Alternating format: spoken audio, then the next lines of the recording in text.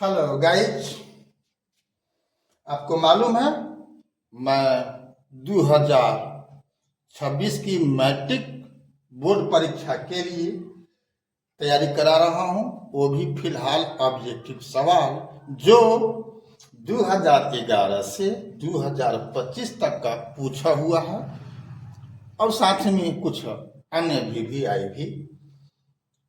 तो आज डे 89 में क्वेश्चन नंबर 1 है नियामक ज्यामिति से। सवाल है बिंदुओं 7, -3 एवं -5, 1 के बीच की दूरी है। बिहार मैट्रिक बोर्ड 2024 का पूछा हुआ सवाल है। ऑप्शन 4 है, ए में है 12, बी में है 13, सी में है 11, डी में है 5। तो दो बिंदु मान कर चलो, यहाँ है और यहाँ है, तो इसके बीच का दूरी बताना है। इसका नाम भी कर दो ए, और अगर बी है इसका दिए हुए है 7, -3 और इसका दिए हुए है -5, 1 का बीच का दूरी। तो याद रखो, जब दो बिंदु दिया हुआ है तो दो बिंदुओं के बीच का दूरी सूत्र क्या होता है? √x2 - x1 का whole square plus y2 - y1 का होल स्क्वायर। ठीक है, तो इसका हर हाल में परीक्षा में एगो न एगो सवाल पूछा ही जाएगा इस सूत्र के आधार पर, इसलिए सूत्र को समझ लो और फिर बनता कैसे है वो भी देख लो। तो इसका मतलब क्या हुआ? इसको बोलते हैं दूसरा रूप में कि x नियामकों के अंतरों का वर्ग रूट में, यानी √x नियामकों के अंतरों का वर्ग प्लस y नियामकों के अंतरों का वर्ग। इसको शब्द में इस रूप में भी याद करते हैं। तो x क्या होता है? पहला का मान, जो भी बिंदु है इस बिंदु में ही पहला का मान x का है, इसमें भी पहला का मान x का है, और दूसरा का मान जो है कॉमा के बाद उसको बोलते हैं y का मान। ठीक है ना, दूसरा नियामक y का मान होता है। इस सूत्र का मतलब यही हुआ। तो वही लिखा गया है यहाँ पर, क्या x2, यानी इसको हम 2 मान लिए, इसको हम 2 वाला मान लिए, इसको हम 1 वाला मान लिए, तो -5 में से 7 घटा हुआ है उसका वर्ग है। उसी ढंग से -1 में से -3 घटा हुआ है, यहाँ पर देख लो, यहाँ भी वर्ग है। तो तरीका क्या है? अब देख लो, माइनस घटाना है, यहाँ कोष्ठ में लिखा गया है -7, लेकिन प्लस में अगर 7 था तो सीधे 7 लिख दिए हैं। तो यही आपको तरीका आपको दिमाग में रखना है। अगर प्लस हो तो फिर यहाँ पर डबल कोष्ठ का लगा नहीं है, जैसे यहाँ लिखे हम -5 घटाओ 7 का होल स्क्वायर, सही यहाँ भी लिख देता, लेकिन यहाँ पर -3 दिया हुआ है। अगर +3 होता तो हमको छोटकी कोष्ठ देने का लगान नहीं पड़ता, आपको भी देना है। ऐसा इसलिए यहाँ माइनस होता है, यहाँ माइनस होगा तो माइनस माइनस प्लस हो जाएगा। ठीक है ना, और यह तो प्लस में मान है तो बस प्लस माइनस माइनस से होता है, तो यहाँ कोई फर्क नहीं पड़ेगा, लेकिन यहाँ फर्क पड़ जाएगा और गलती हो जाएगा। देखो कैसे हो गया, यहाँ पर रूट क्या हुआ, 5 और 7 -12 होगा, -12 का वर्ग क्या होगा, 144 होगा प्लस में। अब यहाँ देख लो, 1 होगा प्लस हो जाएगा 3, तो 3 1 4 हो जाएगा, 3 1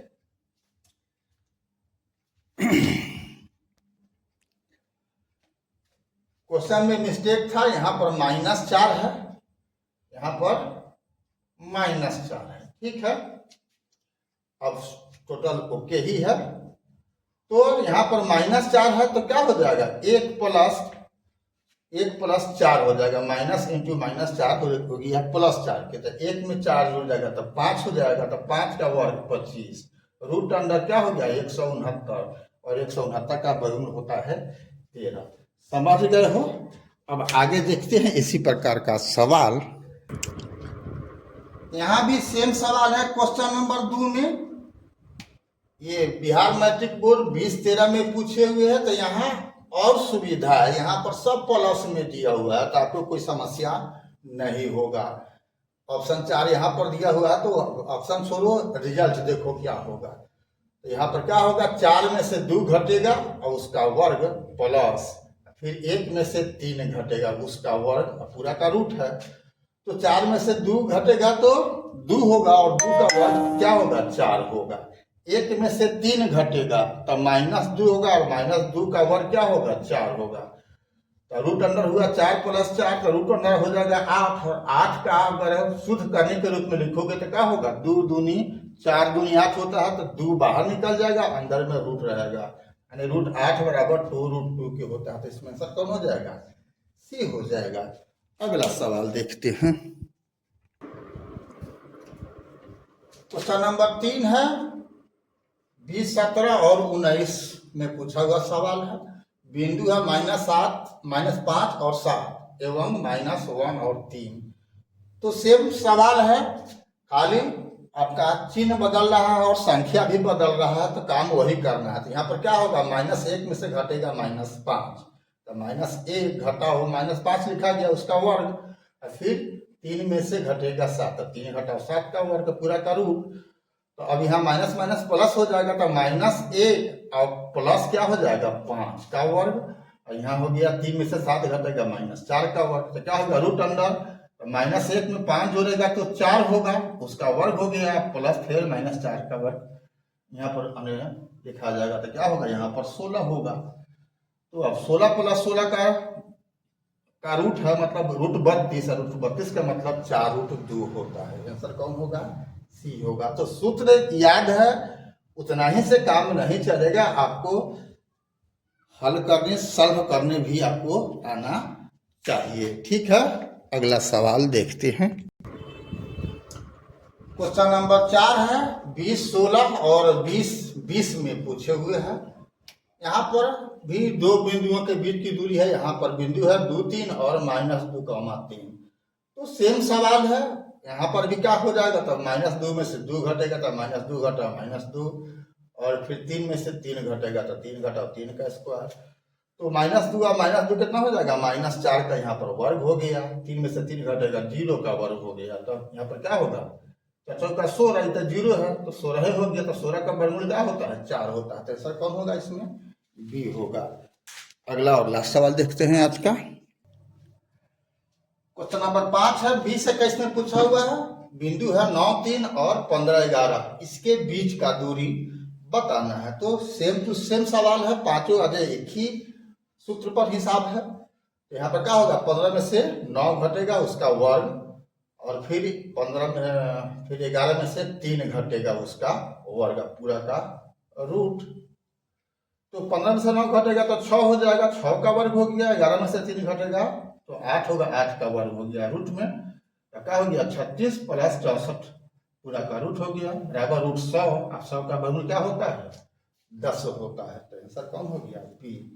अभी तक बी की आप कुशवाहा प्रोफाइल को आपने फॉलो नहीं किया है तो फॉलो कर देना है, फेसबुक और इंस्टाग्राम पर।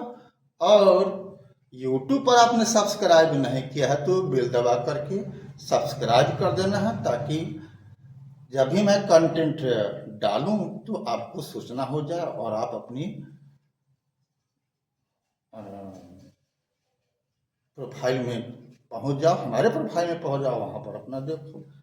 ठीक है, अगर शेयर कर लोगे तो आपके प्रोफाइल में परमानेंट रह जाएगा।